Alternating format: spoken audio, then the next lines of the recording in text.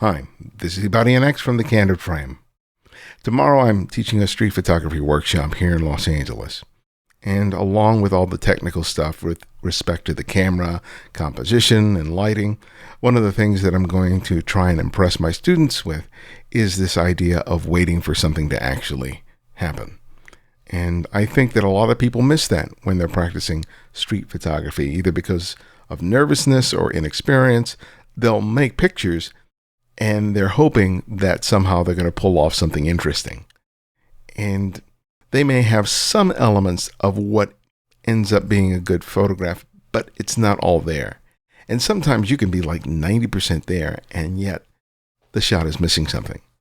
And I think what's really key to making that happen is waiting for that something that helps, take the shot beyond being a snapshot.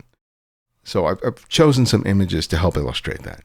So here we have a shot by DR, and I don't have any XF information on that.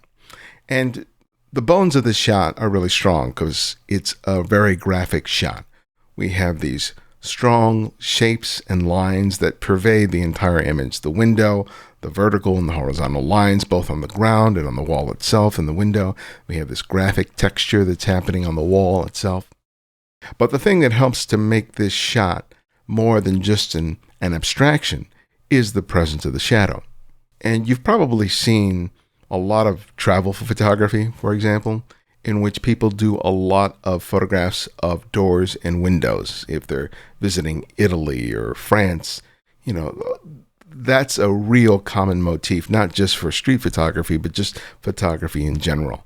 And I think part of it is that there's something pleasing about the shape of the window or the door, and often the saturated colors that exist around them, and there may be some flowers or a bicycle there. And it's fairly easy to build a composition just on those elements that are right in front of us in our eyes. But after you take a look at those images, there's a sameness to them, right? If you've seen one, you've seen them all, sort of thing. And I make those same shots when I travel to Europe because it's very appealing. It's fun to make those photographs. But I'm always thinking about, well, how can I take it to another level? And DR here gives you an example of how you can do that. Because without the shadow, yeah, it's an interesting exploration of line and shape, but there's something missing there. And I think the first instinct for people when they come upon a scene like this is to simply make the photo the abstraction and not wait for something else to come into the frame. In this case, it was the shadow. And that's what I'm talking about when I'm suggesting waiting for something to happen, because we're not seeing a dramatic gesture here. We're not seeing a kiss. We're not seeing, two people arguing. We're not seeing anything like that. It's just the inclusion of the shadow that helps take this abstraction and make it something else, and make it something a little more interesting.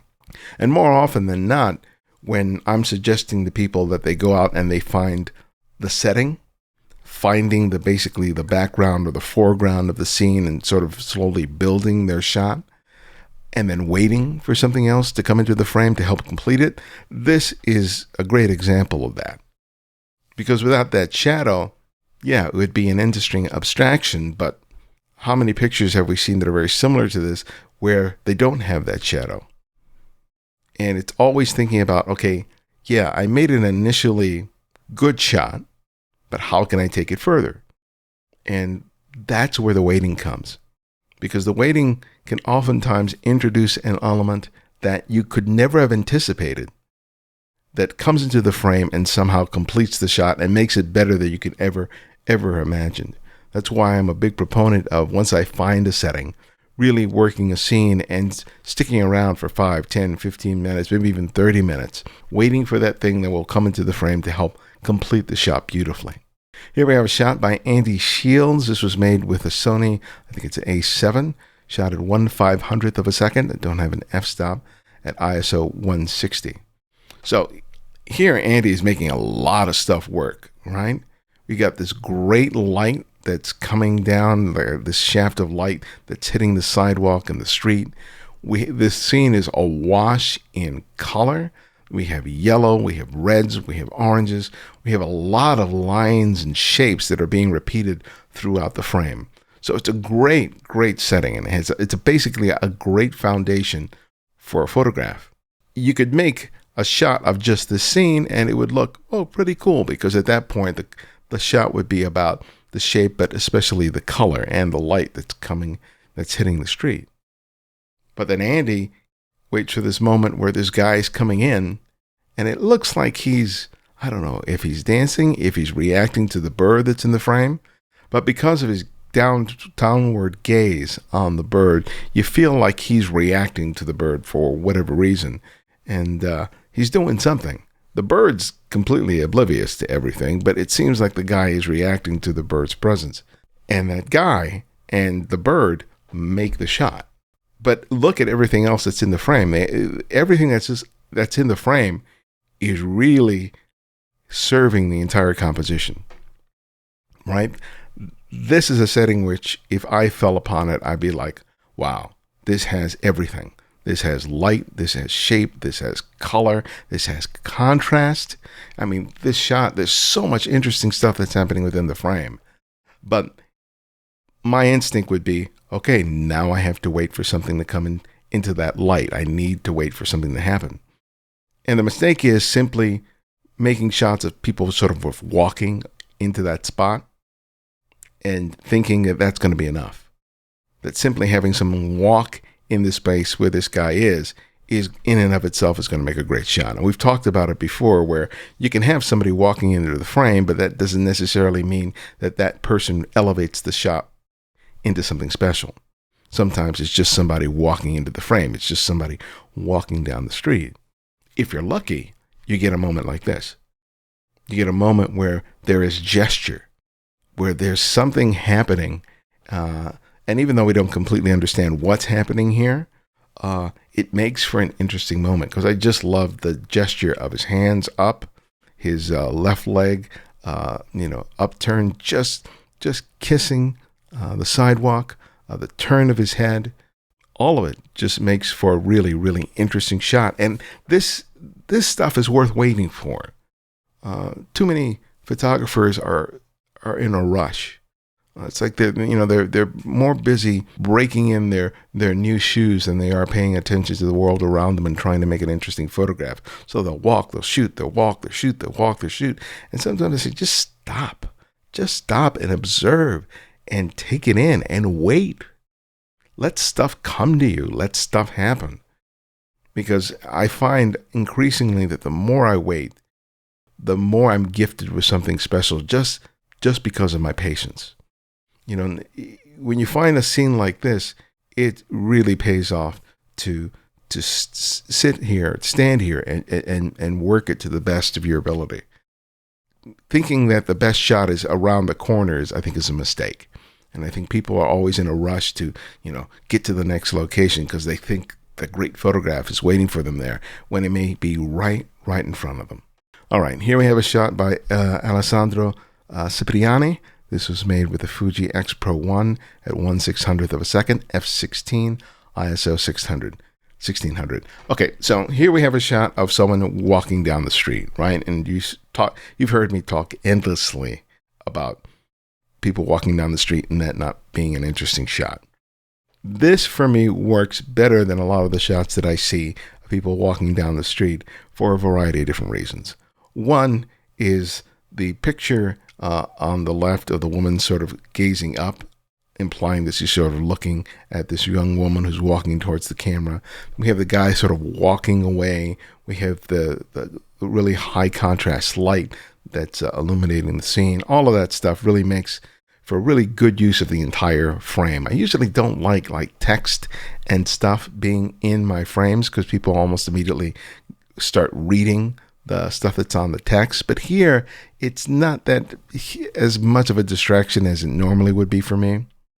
But what's key here is the gesture of the woman raising her left hand up to her hair, I guess, to sort of pull it back, and in her right hand is the phone. And for me, it's the gesture and the fact that Allessandro here waited until she was in pretty close proximity to the camera. So it's those two things that I think were key to wait for. Because I think the impulse when you're photographing someone who's walking towards you is to photograph them a good distance away, because you don't want to encroach on their space and you don't want them to feel uncomfortable.